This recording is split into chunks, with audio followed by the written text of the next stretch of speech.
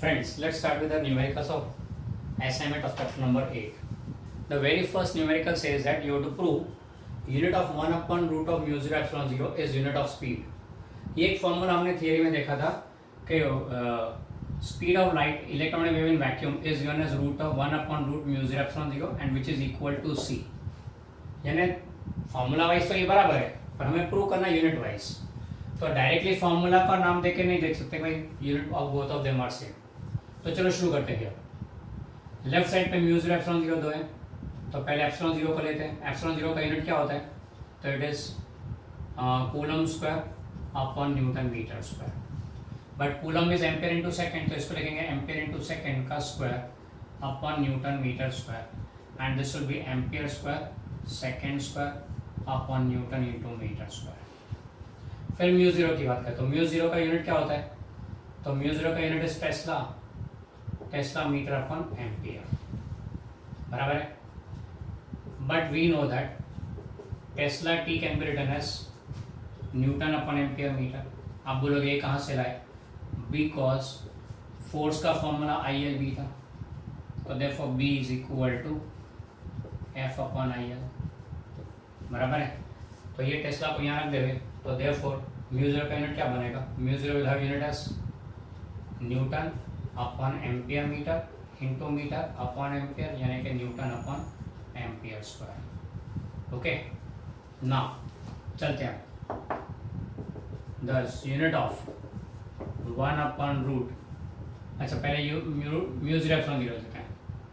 Therefore mu 0 epsilon 0 will be mu 0 newton upon ampere square into epsilon 0 ampere square into second square upon newton into metre square. Newton गया ampere square गया the second square upon meter square. Therefore 1 upon root mu 0 epsilon 0 will be meter per second. That is unit of speed. Okay, ये हो गया number 1. फिर second number की बात करें तो सेकेंड नंबर ये कॉपी आउट कर लेना. बराबर है. नाउ असाइनमेंट का second number is same as illustration 8.3. Assignment का second number is same as illustration 8.3. तो प्लीज वहां से उसको उठा लेना. क्लियर? नोट कर लो.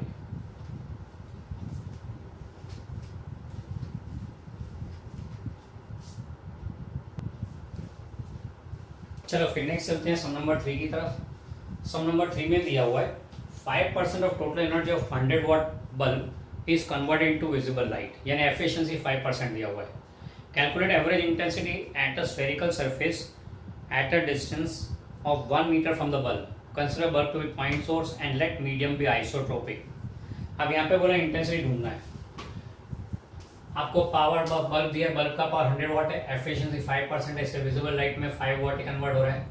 डिस्टेंस 1 मीटर पे इंटेंसिटी कितना? ना इंटेंसिटी का फॉर्मूला क्या है? Intensity I is given as power upon area.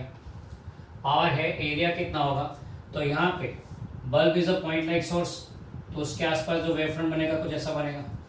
Eight a distance area जो लेंगे तो एट अ डिस्टेंस R पूरा स्फीयर 2 डायमेंशन में सर्कल दिख रहा है. 3 डायमेंशन में it would be a sphere around the point like source. Spherical बनेगा तो एरिया क्या बनेगा? 4 पाई R स्क्वायर. ओके तो this much watt per metre square. ये हो गया सम नंबर 3. फिर सम नंबर 4 की बात करें तो सम नंबर 4 में दिया हुआ है कि maximum electric field at a distance 10 meter from an isotropic point source of light is 3 volt per meter. maximum electric field ने E0 दिया हुआ है आपको. Emax दिया हुआ है. फिर बोला हुआ है कि calculate maximum value of magnetic field intensity यानी V0 चाहिए. Average intensity of light at that place और पावर ऑफ सोर्स. 3 चीजें चाहिए अपने को. अब यहाँ पे सबसे पहले तो V0 तो उसके लिए we know that E0 upon B0 equal to C. तो therefore B0 will be equal to E0 by C. तो ये तो आ गया B0 इतना टेस्ट. अब इंटेंसिटी चाहिए तो इंटेंसिटी का फॉर्मूला याद होगा. हमने लिखा था रो इंटू सी. R अपॉन एरिया भी है रो इंटू सी भी है. रो यानी energy density of this electric field sorry electronic wave. तो एनर्जी डेंसिटी का फॉर्मूला एप्सिलॉन 0 E RMS का स्क्वायर क्यों ERMS लिए? क्योंकि अब यहाँ पे E0 अवेलेबल है इसलिए, into C. So this will be C into √2 E0, sorry epsilon 0 into √2 E0 का स्क्वायर इंटू सी, यानी सी एप्सिलॉन 0 2 E0 का square, this much watt per metre square. Okay, या फिर 2 को आगे लेते हैं, 2C एप्सिलॉन 0 इंटू ये E है.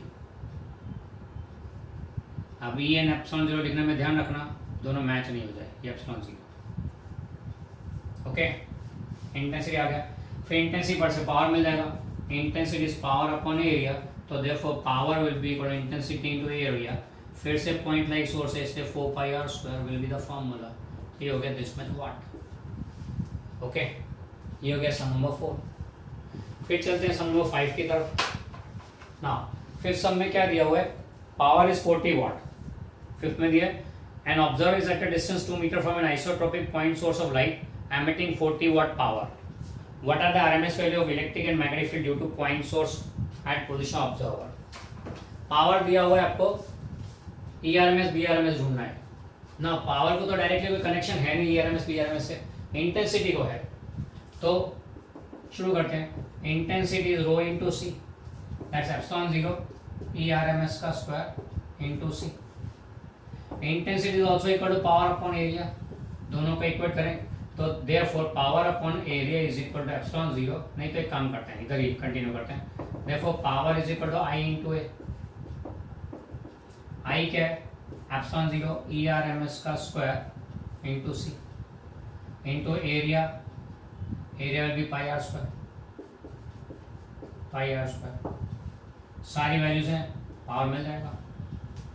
ओके, अब सॉरी हमारे पास पावर है, हमें ERMS ढूंढने का है. तो ERMS will be equal to power upon epsilon 0 C πr² का रूट, दिस मच वोल्ट पर मीटर. ERMS मिल गया तो BRMS मिल जाएगा. क्यों? क्योंकि ERMS upon BRMS equal to C. So therefore BRMS will be equal to ERMS upon C, this much tesla. Got it? ये हो गया सम नंबर 5. ओके, अब तीन जो सम है, तीनों में कॉमन फॉर्मूला है, इसलिए मैंने इन तीनों को साथ में लिया हुआ है. I equal to rho c where rho is epsilon 0 ERMS पर. ये हर जगह हमने यूज किया. इवन अगर मान लो E0 नहीं दिया होता, ERMS नहीं मांगा होता, B0 दिया होता तो क्या करते? तो यही फॉर्मूला में आई इक्वल टू रो सी है, उसमें BRMS स्क्वायर अपॉन μ0 लेते. इन दैट केस एप्सिलॉन 0 के लिए BRMS स्क्वायर अपॉन μ0 लेते. E0 दिया तो एप्सिलॉन 0 ERMS स्क्वायर, B0 दिया होता तो BRMS स्क्वायर अपॉन μ0. क्लियर? तो ये दोनों केस में कुछ भी दिया अकॉर्डिंगली आप ले सकते हो, या फिर E0 से B0 ढूंढ लो, या B0 से E0 ढूंढ के फिर बाद में सॉल्व कर दो. Okay, so you have more than one ways available to solve this sum, पर तीन सिमिलर इससे साथ में रखे हुए. ओके, कॉपी कर लें प्लीज.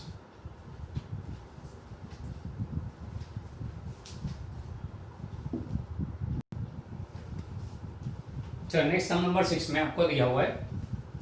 क्वेश्चन को जैसा बोल रहा है कि a plane electronic wave of electric field E equal to 10 sin omega t plus kx. Newton पर coulomb is unit given, newton पर कूलम. फिर बोला हुआ is incident normal to cross section area of cylinder 10 centimetre square. Cross section area 10 centimetre square है, cylinder का length 100 centimetre है. Lying along x axis. Find energy density, energy contained in cylinder, intensity of wave, momentum transfer to cross section area of cylinder in 1 second. यानी momentum transfer per second चाहिए, change momentum per time, considering total absorption, and finally we require radiation pressure.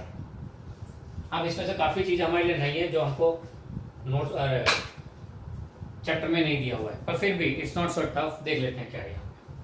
पहला find करना है हमें. अच्छा, equation इससे पहले comparison कर लेते हैं. Comparing equation with standard form. क्या? E is equal to E0 sine of omega T minus kx. क्या कंपेयर कर लिया तो E0 क्या मिला हमें? E0 comes out to be 10 newton पर कूलम. ओके, ये मिल गया. डेंसिटी चाहिए, एनर्जी डेंसिटी. तो energy density rho is equal to epsilon 0 ERMS square. ERMS कहाँ से लेंगे, E0 पर से मिल जाएगा, तो that is epsilon 0 E0 bye √2 का स्क्वायर। सॉरी, हाँ, ERMS इज E0 बाय √2 का स्क्वायर, तो that will be 1/2 epsilon 0 E0 का स्क्वायर। ओके, ये हो गया। यहाँ मिलेगी आपको energy density this much joule per meter cube. Next पूछा एनर्जी ढूंढो, तो एनर्जी क्या आएगा, तो we know that energy density rho is energy per unit volume, so energy will be equal to rho into volume. Rho आगे calculate किया हुआ है, वॉल्यूम कहाँ से आएगा, तो area of cross section two length cylinder के लिए, बराबर है। तो ये हो गया दिस मच जूल, एनर्जी आ गया। तीसरा आ गया इंटेंसिटी, तो इंटेंसिटी क्या आएगा, intensity is energy incident per unit area पर यूनिट टाइम, ऐसे लेते हैं। नहीं, हमारे पास छोटा शॉर्टकट है इसका, कैसे, इंटेंसिटी रो इंटू सी, रो हमने कैलकुलेट किया हुआ है तो हो जाएगा intensity watt per metre square, rho into c directly हो गया। अब momentum transfer per unit time,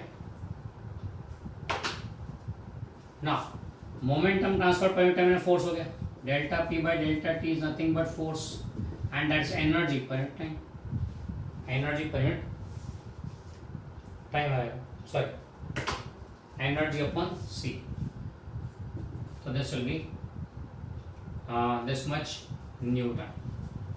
फिर नेक्स्ट आता है इसके बाद प्रेशर, नाउ रेडिएशन प्रेशर। अब रेडिएशन प्रेशर को हम लोग यहाँ पे नाम P देते हैं, प्रेशर के लिए P लिखते हैं, पर यहाँ पे P फिर पावर के साथ मिसमैच हो जाता है, इसलिए PR लिख देते हैं रेडिएशन प्रेशर के लिए, that is force upon area of cross section. Area of cross section दिया, फोर्स दिया है, आ जाएगा दिस मच न्यूटन पर metre square. Okay, so that complete sum number 6, note कर लें।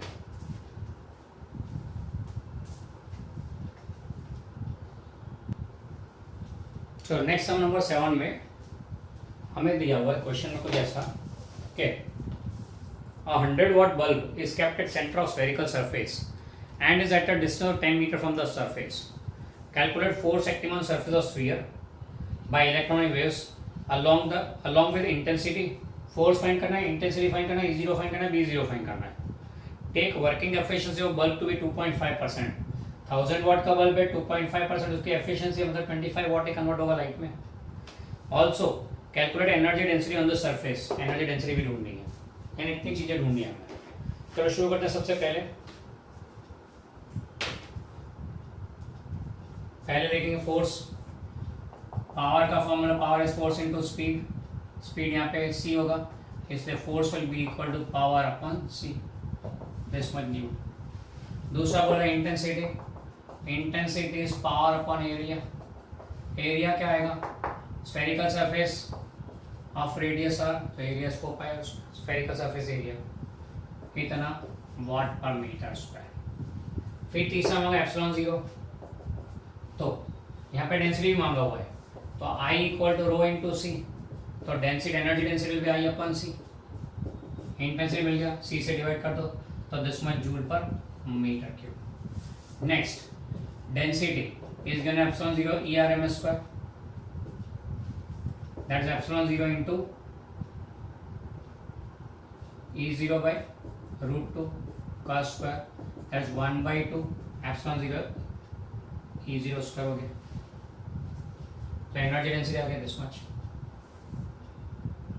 बराबर है, ये हो गया दिस मच।